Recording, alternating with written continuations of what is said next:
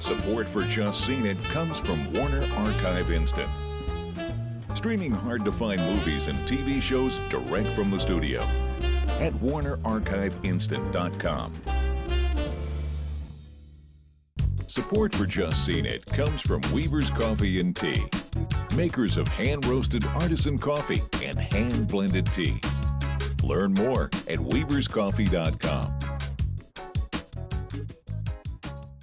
On this episode of Just Seen It, we review the sci-fi thriller Elysium.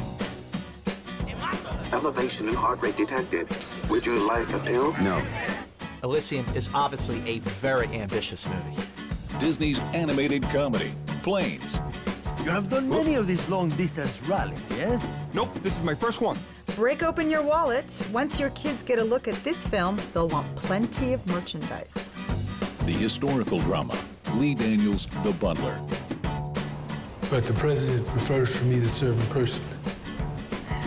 Don't you worry about Ronnie. I'll take care of that. The incomparable Forrest Whitaker returns playing a butler that has served over 8 presidents. And the return of Poseidon's son in Percy Jackson, Sea of Monsters. A little insulted you didn't recognize me. My feelings might have even been hurt. I wasn't such a self-confident individual. This is a great way to get kids interested in Greek mythology. All right here on Just Seen It.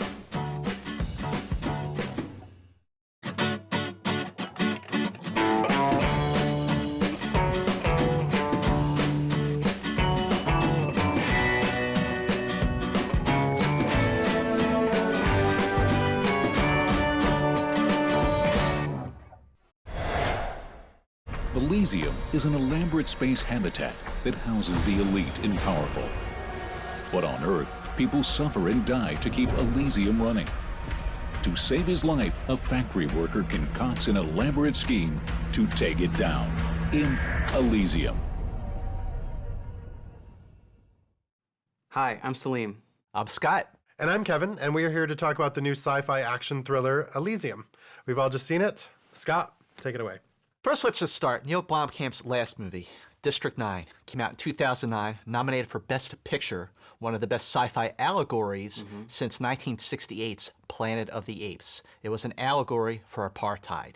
But with Elysium, Neil Blomkamp overreaches. This is a movie that is too convoluted and too confusing, and now that he has a much bigger budget to work with, it just looks like more of the same, and I felt like I'd seen it before. I was disappointed. No, me too. I mean, the first 10 minutes of the film are breathtaking. Elysium, what the world looks like, it looks wonderful.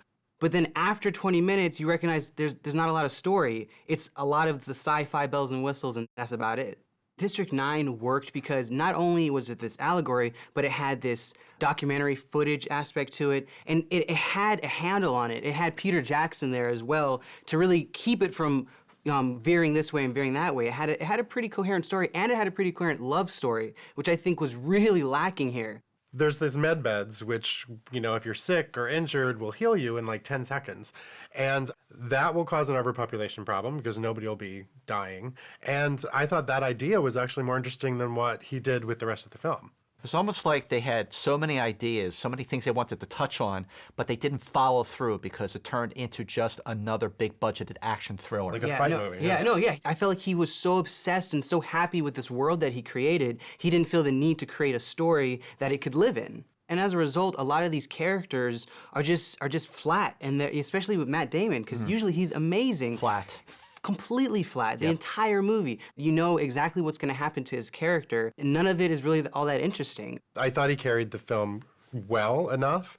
His characters just wasn't interesting. The problem was Jodie Foster. I hate to say it, but she's so bad. My main problem with Jodie Foster's character is that her storyline was so unmanicured. She was very reactionary to whatever was happening, as if she's not been in this world before. It's like, why now? Why is she going crazy now? Her character has no motivation. There's no backstory. I almost felt like they actually cut out her story because there's a scene of her going into a party and she's like kissing, I think, her husband and her kids, and then it cuts away and you're done. And I was like, well, what was the point of that?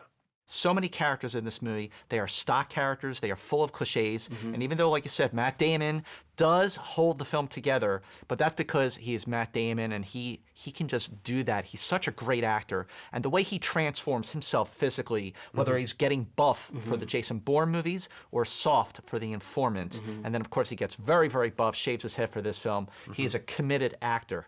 I did love Sharlto Copley as Kruger. Oh, he's probably one of the better. I don't you know, like him. I loved him. You know, granted, over the top, but he does these over the top characters in A-Team and here, and I think he does these characters very well. My problem with Sharlto Copley is that his character is just very one note. It's one dimensional. He's just like this mean guy who barks orders and he's like "Rah," all the time. I found him uninteresting. I thought the villain should have been Jodie Foster, and I was waiting for her to be the villain, and then he ends up being the villain, but he's like a cartoon. The special effects in this movie were impressive. The space station, Elysium, even though it looked like the space station from 2001: A Space Odyssey, as a sci-fi guy, I appreciated that it was an open space station. It had its own atmosphere that anyone could fly into. I don't think I've ever seen that in a sci-fi movie before. The stuff on the Earth, it looked too much like District 9. Exactly. Johannesburg in District 9 and Los Angeles in Elysium could be one and the same, and that was a problem. It did not give Elysium its own voice and its own look. Let's talk about the cinematography, the handheld stuff. I couldn't see anything that was happening. Yeah, it was so handheld that I actually got nauseous, and I never got nauseous. Yeah. But my head started to hurt. I couldn't focus on what was going on, and then they kind of calmed down when they went to Elysium, but right back to the fights, I just couldn't tell what was going on, and at that point, I check out. I don't care anymore. I get that, you know, there are certain things in any kind of movie where, yeah, if you're going to nitpick them, it doesn't hold water. But this is obviously a movie, as much as it is an action film, it is still a film that wants to be taken seriously because it beats you over the head with so many issues. So if you're going to want me to take you seriously, then you got to be a watertight ship and not have any plot holes in it. Neil Blomkamp creates a wonderful world, but unfortunately, there's too many bells and whistles and not enough story to tie it all together. Stream it. Elysium feels too much like District 9, but with a bigger budget, a convoluted story, it's far less groundbreaking, a major bummer. I say skip it. Elysium is a disappointment, but it has its merits, so I say stream it. All right, our votes add up to 1 full ticket, which is a stream it for Elysium. Cheers. Cheers. Cheers to the next one.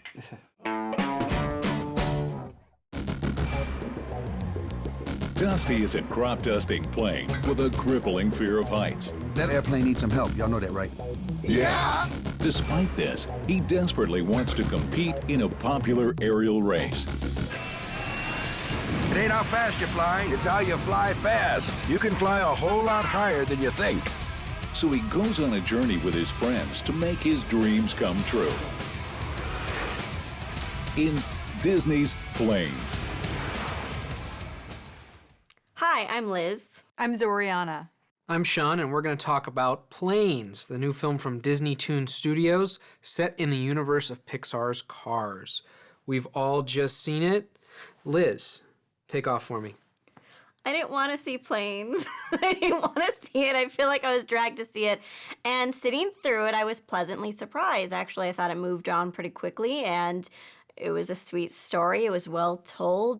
It was well told because we've seen this story before. I mean, it's like they dusted off the screenplay from Cars 2 because it's essentially the same. It's a race around the world, just like Lightning McQueen went on this road race through all these different countries. Dusty, the airplane, goes on this around the world to different countries race as well. It's very similar. It's simple, but I found it entertaining, and I was a little worried that since we're set in the universe of Cars, we're just going to get a whole bunch of, hey, we're in the world of Cars references. Here's Radiator Springs. Here's a cameo by Lightning McQueen or Mater or something like that. And they don't stoop to that level. They let it be its own story. Dusty, you're not built to race. You're built to dust crops. Do you know what will happen if you push it too far? Wing flutter, fatigue, turbine failure. Oh no, I'm going down! Why didn't I listen to Dottie? Yeah, why don't you listen to Dottie? She's the smartest mechanic in the world. Oh my gosh! What? The orphanage kids fly not out the of the orphanage. way! Kaboom! The kids! there were some parts of it that were strong, and specifically with the characterization of Skipper, Dusty Crophopper's mentor. His mentor, Yes. right. And so Skipper doesn't fly anymore, he was retired, and he has this tremendous backstory. But the way it's treated in the film is actually really, I thought it was very adult. So we go into flashbacks of World War II, and all these horrible things happen. It gets really, really sad. And I was surprised that that level of emotion came out of something like Planes. For a film that's a little, up in the clouds, a little light, I really like the depth that went to. And in fact, Stacy Keach was my favorite voice actor. I think he did a tremendous job. And it really became his story. And that's when I thought the film was its strongest, when it was following Skipper instead of the lead character. By saying it's from the world of Cars, I think that is a little bit misleading, because then it makes you think that it's Pixar. And Right, this movie not Pixar. is nowhere near the gold standard that Pixar is, because Disney Toon is actually Disney's direct-to-DVD studio. It's not up to Pixar levels, I agree, but I thought that the script was pretty good, and I thought that what we were serviced with in terms of the animation quality Yes, absolutely. is well produced. And that was on the level of Pixar to me. Director here is Clay Hall. Now, Clay Hall has worked on television. He's worked on The Simpsons and King of the Hill, and he had a straight-to-DVD feature, Tinkerbell and the Lost Treasure, which was the second Tinkerbell movie. Wow, you know your Tinkerbell. I know my Tinkerbell. My favorite portion of the film was all the stuff that took place in India. I love the fact that instead of sacred cows, they had sacred farm equipment that was working there. And I wish that they had spent more time in India. In fact, I wish they had spent more time in all of the different countries instead of just giving us these snippets and caricatures of the different cultures and ethnicities. It was shorthand, and it was slightly racist shorthand. I mean, it was like, let's communicate what country we're in, and let's do it in the simplest way possible. Like, we're in India, it's sacred cows. It's like, I would have liked more time just so we could have less simplistic look at different nations. Yeah. But I also think I'm projecting my own of what I wish the film was, and I should probably just accept it for what it is. For me, Pixar has always done something for kids and for adults, and I felt that when I sat and watched this, I felt that it was more towards children and not towards adults. But my 6-year-old loved it, so. I think your 6-year-old and I have something in common. Well, I didn't love it. I liked it thoroughly, and I do think that, yes, it skews a little bit young, and maybe we could have spent a little bit more time discovering the world of Cars or Planes or whatever we're in, but then again, we're in a race around the world, and we've only got 100 minutes to tell a story. We gotta move at some point. I have some complaints, but I do think it's one of the better family films out there right now. So I say, see it. Planes is far from groundbreaking, but it has some nice animation and fun characters, and it makes the film take off. So I say see it. To prevent your kids from dragging you to the nearest Disney store and asking you to buy them some Planes merchandise, I say stream it. Well, it looks like our votes add up to 2.5 tickets, which is a see it for Planes. Cheers. Cheers. The plane, boss, the plane. Here at Just Seen It, we want to start recommending slightly lesser-known films recently released on DVD and Blu-ray. Our first critic's pick is Stuck on You. The Siamese twins ain't the easiest sell I've ever had. We're not Siamese. We're American.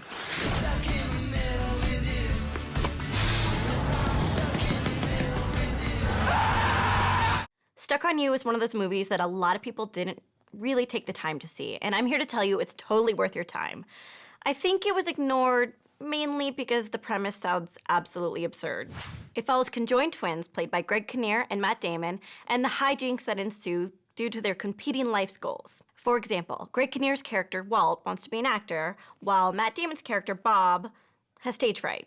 Brought to you by the Farrelly Brothers, who are known for their offensive, gross-out comedies, this film is anything but politically correct. However, at its core, it is actually really sweet and well-intentioned. Co-starring Cher, Frankie Muniz, Eva Mendes, Seymour Cassel, and Meryl Streep, Stuck on You is my pick for the week. Cecil Gaines is hired as a butler by the White House in 1952. You know he got that job himself. The White House called him. He didn't call the White House. He continues working through 8 American presidencies. I'm thrilled to be working with all of you over the next 4 years. During this time, he becomes witness and participant to some of the most notable events of the 20th century. Something special is going on down here, Dad. In Lee Daniels' The Butler. Hi, I'm Salim. I'm Liz. And I'm Aaron, and today we're here to talk about Lee Daniels' The Butler, starring Forrest Whitaker, Oprah Winfrey, and David Oyelowo. We've all just seen it. Liz, talk to me.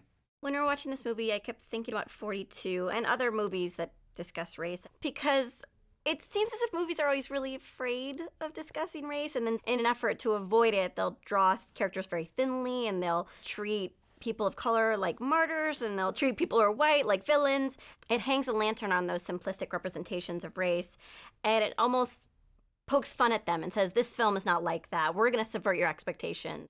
The way they handle the discussion of race and civil rights is very commendable. Yeah. It's not like Remember the Titans or The Help, where... Well, I like Remember the Titans. I do too. Don't get me wrong. I like Remember the Titans, and I even kind of like The Help, but the way that they discuss race is basically boiling it down to, can't white people and black people just get along? You know, instead of that, here we have nuance, and we have complexity, and we see what it's like to be on both sides of the civil rights movement, because Cecil, the butler, isn't really pro-civil rights. He's not against it, but he's not out there protesting, whereas his son, Lewis, is the complete opposite. He's a Black Panther, he's on the Freedom Bus. The movie is really about the civil rights movement from the very beginning all the way to Obama, which when you kind of think about it and when you get to the end of the film, it's poignant and it's very emotional, because it's very much it's a father and son story. It's about how they're on differing spectrums of this time period. Sidney Poitier is nothing but a rich Uncle Tom. Look at you. All puffed up. With your hat on your head. Coming in here, saying whatever you want. You need to go. What? Get the hell out of my house! What are you doing? No. Get on out! Now, everybody just sit I'm down. sorry, Mr. Butler. I didn't mean to make fun of your hero. All of the historical events that we see are just shown in a complete way. It's not one side. But the best part is that it didn't just get bogged down in history or the epic quality of the scope of time that it had to cover. It was, at its core, a father-son story, and it never lost sight of that. It never got too political, it never got too preachy. It's like, at the end of the day, it's about these two characters. Well, that's why the end, for me, is so raw and so wrought with emotion, because it's these two characters finally coming together, finally understanding each other in some way or another, but then also we have Cecil's whole journey being completed by the very end. Interestingly enough, the screenwriter for this film is Danny Strong, who previously appeared as an actor in Buffy the Vampire Slayer as a really nerdy character, and he really started writing major films for HBO with Recount and Game Change. And after those two movies, he got this, and I think it's just incredible that an actor who played a super nerdy character on Buffy the Vampire Slayer wrote The Butler, and did such a great job. Forrest Whitaker as Cecil Gaines is the butler. He's our lead character. Absolutely stellar performance. His transition as a character through 60 years of time is absolutely fascinating, not to mention that he has so much nuance. It's interesting because his character is actually passive. He doesn't really do that much because of the fact that he's this butler and he wants to be this professional. But it's interesting because you do elicit emotion from it, especially as the story progresses. And there's a lot of emotion to elicit from the conversations that he has with his wife, played by Oprah. Well, Oprah was nominated for her portrayal of Sophia in The Color Purple, so when she came back, I was kind of thinking, oh, Oprah, do you still have it, really? But she did, and it was amazing. And Oprah Winfrey's performance, I think, is a credit to Lee Daniels, him being able to take away the Oprah gloss and have her really fall into this character of Gloria. Absolutely. I think my favorite performance throughout the entire film is David Oyelowo, who plays Lewis, Cecil and Gloria's son. He's incredible for the simple fact that he has to portray the same character from ages 16 to late 50s. That judge just sentenced you to 30 days in the county workhouse. You finna get killed. If I can't sit at any lunch counter I want, then I might as well be dead. And then there's the representations of presidents throughout history, which sometimes dip into farce. And I mean, at least it provides a little bit of humor in the film, but I don't think it's always effective representation. Well, some of the presidents are portrayed very well, but others are not. We have Liev Schreiber as LBJ, we have Robin Williams as Eisenhower, James Marsden as JFK, John Cusack as Nixon, Alan Rickman as Ronald Reagan. I also like that they show that these presidents were actually kind of messed up sometimes. They didn't show them as being perfect, because I feel like a lot of times when we have presidents, we rarely show how faulty they were. But Kennedy was like unscathed. Of course. They Of treated course. him like a saint, and that's they where I all was again were. disappointed. I was like, why can't we see Kennedy's faults too? Lee Daniels creates a poignant story with great performances and a very satisfying ending. See it. I just have a feeling not many people are going to see this movie, and if my vote helps inspire them to see it, then I say see it. The Butler is a wonderful and affecting film, even if it is Oscar bait. It's definitely worth it for the performances. See it. Cheers! Cheers! To the Butler! To Lee Daniels, the Butler. Yes, excuse me.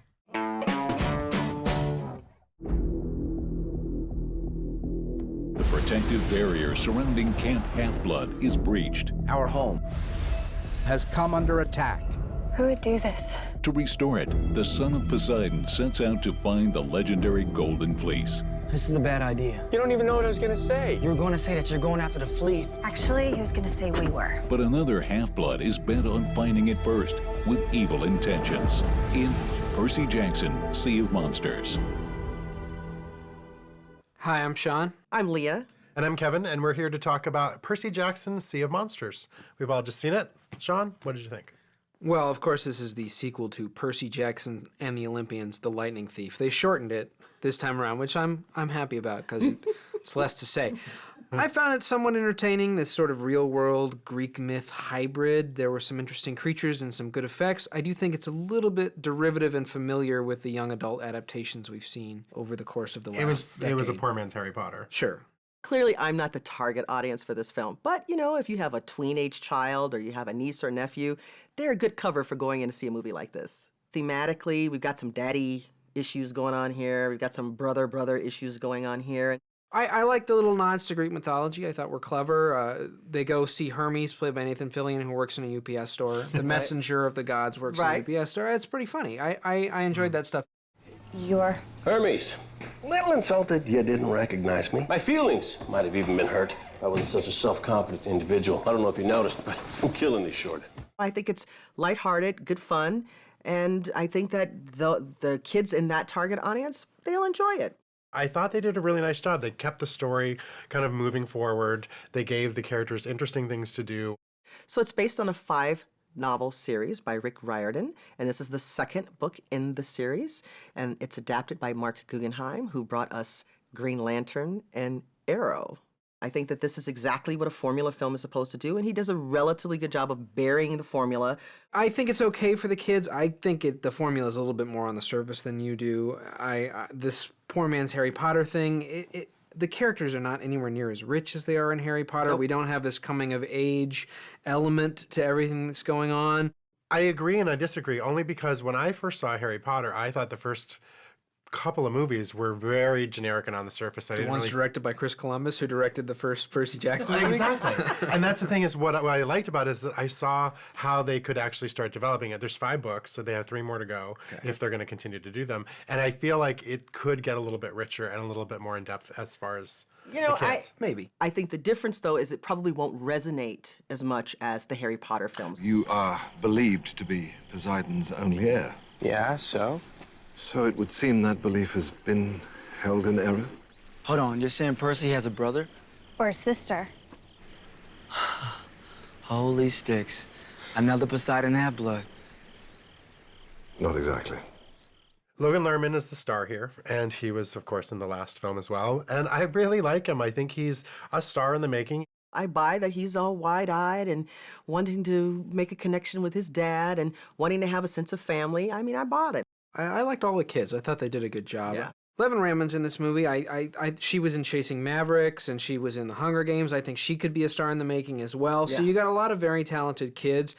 It seems to be concentrating on the kids a lot because we don't have a lot of adult stars in this film. Right. All the ones that were in the first one seem to be missing here. Right.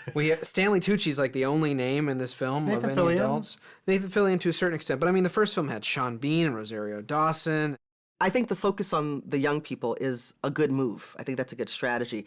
It's just unfortunate, though, when you have someone like Mr. D, played by Stanley Tucci, just feels like this remnant hanging out there with no real purpose.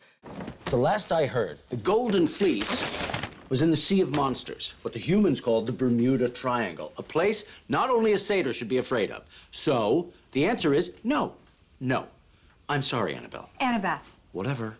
So what did we think about Thor Freudenthal, who did Hotel for Dogs? And Diary of a Wimpy Kid. He handled himself pretty well, I I think. think he did a pretty good job. I mean, there was a lot to balance here. It's a sequel. You're falling behind Chris Columbus, right? You've got action. You've got a bunch of kids. You've got special effects. And you've got this tone that you've got to balance between all of that. You've got to make people interested in Greek mythology a little bit. I thought he did a pretty decent job. I liked the special effects and the creatures. I just felt that they kind of overpowered the human characteristics and the human elements that could have really unfolded in this young adult world. But as a technical piece, yeah, it's very solid. Percy Jackson's Sea of Monsters is far from great entertainment, but it should please fans of the book series, so I say stream it. It's not my cup of tea, but fans for Hunger Games and Harry Potter and Twilight, they'll enjoy it. It's a solid film. See it. This isn't Harry Potter, but I find these movies ridiculously entertaining, so I say, see it. So our votes add up to 2.5 tickets, which is a see it for Percy Jackson, Sea of Monsters. Yay! Yay! Cheers! Cheers! If they make 3 more of these, will it be the Percy Jackson 5? On our next episode, we check out the new biopic about the famous founder of Apple Computers, Steve Jobs, titled Jobs. Then we discuss the new comedy about the world's end, appropriately titled The World's End. And then we take a look at the new corporate spy thriller Paranoia, which is another good title. Thanks for watching, and see you next week. Dusty Crop Hopper. Dusty Crop He's a Hopper. crop duster, and his name is Dusty Crop Hopper. Thank you.